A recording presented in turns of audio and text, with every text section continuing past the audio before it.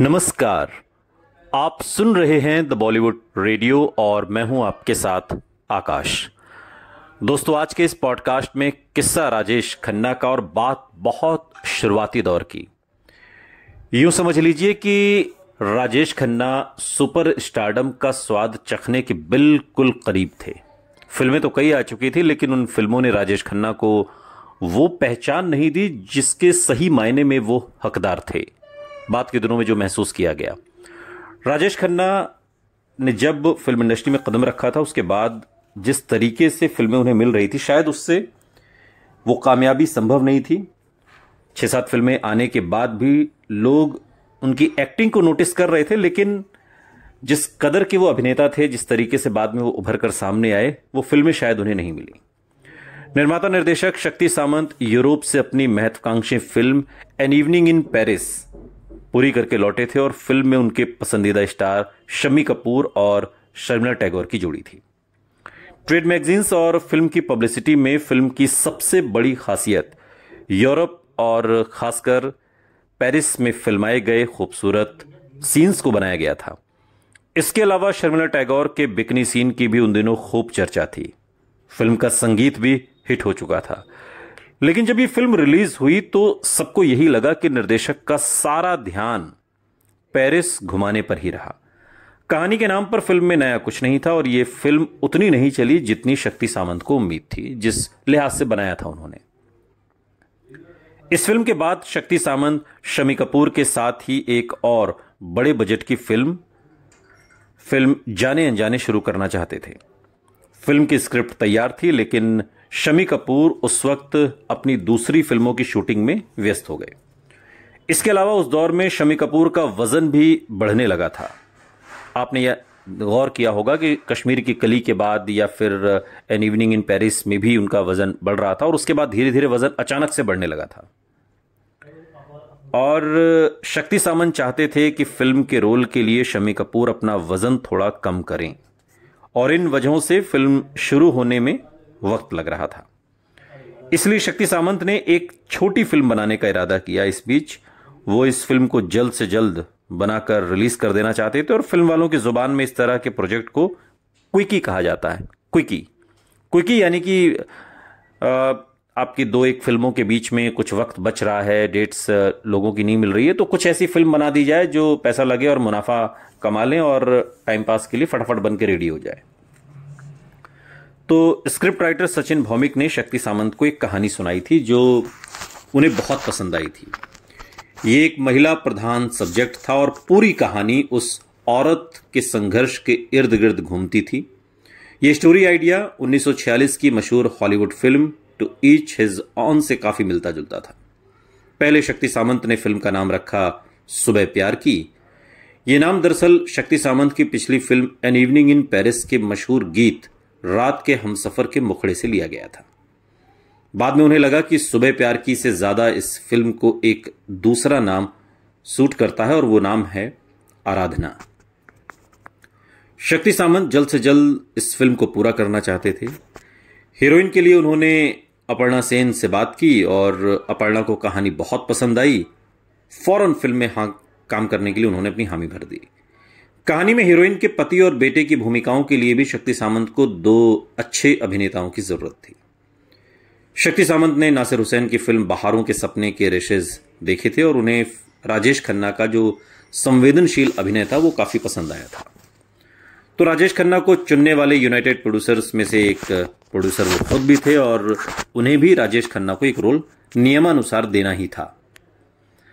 आराधना में अपर्णा सेन के प्रेमी के रोल के लिए उन्हें राजेश खन्ना फिट लगे। ये रोल बहुत बड़ा भी नहीं था और फिल्म के पहले भाग में ही किरदार की मौत होनी थी। शक्ति सामंत के ऑफिस से फोन आते ही राजेश खन्ना की खुशी का ठिकाना नहीं था। हालांकि ये महिला प्रधान फिल्म थी, मगर कई फ्लॉप फिल्मों के बाद एक प्रतिष्ठित बैनर की बड़ी फिल्म मिलना एक बड़ी उपलब्धि थी। क्योंकि इससे पहले राजेश खन्ना की जितनी भी फिल्में आई थी सब बॉक्स ऑफिस पर फ्लॉप रही थी। हर नई फिल्म खुद को साबित करने का एक नया मौका थी, लेकिन शूटिंग शुरू होने से कुछ वक्त पहले ही मुसीबत शुरू हो गई। डेट्स की समस्या बताकर अपर्णा सेन फिल्म से अलग हो गई।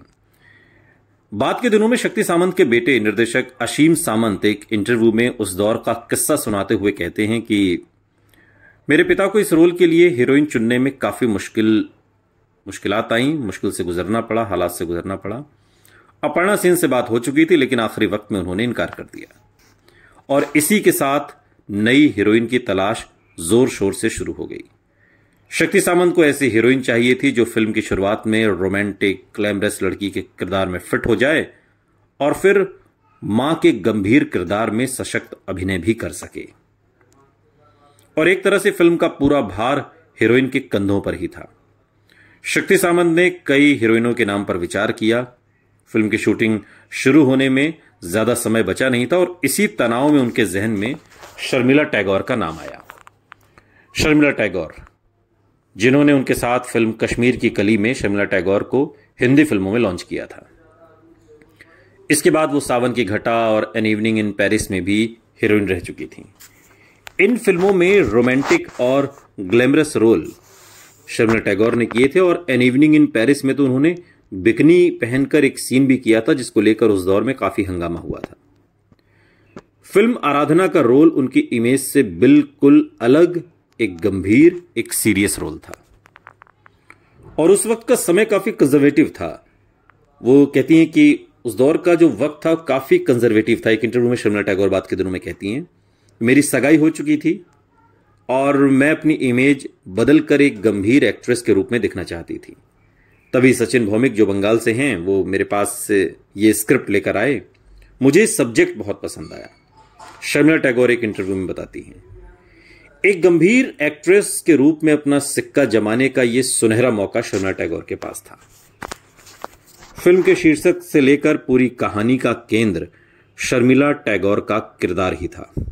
लेकिन राजेश खन्ना खुश थे क्योंकि उन्हें फिल्म में शर्मिला टैगोर जैसी बड़ी स्टार के साथ काम करने का मौका मिल रहा था। क्योंकि उस दौर में शर्मिला टैगोर राजेश खन्ना से बड़ी स्टार थी, उनकी फिल्में सुपरहिट हो चुकी थीं, जबकि राजेश खन्ना एक तरीके से सुपरस्टार बनने के लिए स्ट्रगल कर रहे थे।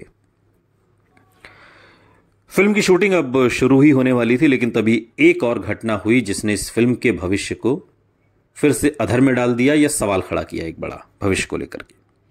निर्माता सुरिंदर कपूर, जो बोनी कपूर और अनिल कपूर के पिता हैं, उन्होंने अपनी नई फिल्म एक श्रीमान एक श्रीमती का ट्रायल शो देखने के लिए अपने दोस्त शक्ति सामंत को बुलाया। सुरिंदर कपूर की इस फिल्म के हीरो शशि कपूर थे। उस दौर में फिल्म इंडस्ट्री में आमतौर पर ऐसा होता था कि एक फिल्मकार अपने करीबी दोस्तों को रिलीज से पहले फिल्म दिखाकर उनका फीडबैक लेता था कि फिल्म कैसी है। जो तमाम बड़े निर्देशक हैं, वो लोगों की राय क्या है, ये समझ में आती थी और इससे वो मूल्यांकन करते थे कि अब फिल्म जब दर्शकों के बीच जाएगी तो उसका क्या असर होगा।